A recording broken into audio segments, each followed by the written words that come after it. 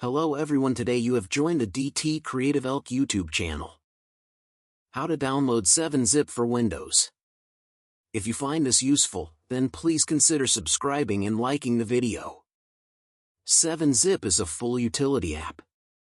It's going to latest go and compress files, and also go and extract files as well. To go and get started, open up a web browser of your choice.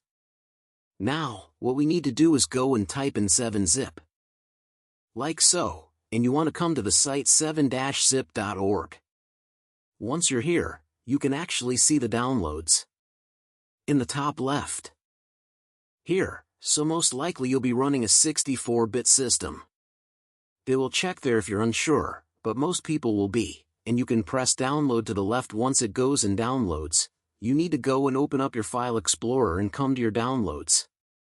Go and find the installer just here, and you want to go and double click on it like so. You go and get this pop up, and you can choose a destination folder and press install.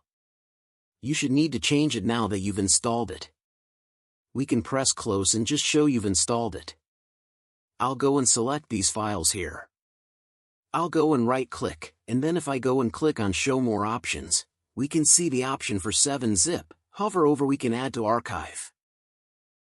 And we've got a few other options as well. So there we go.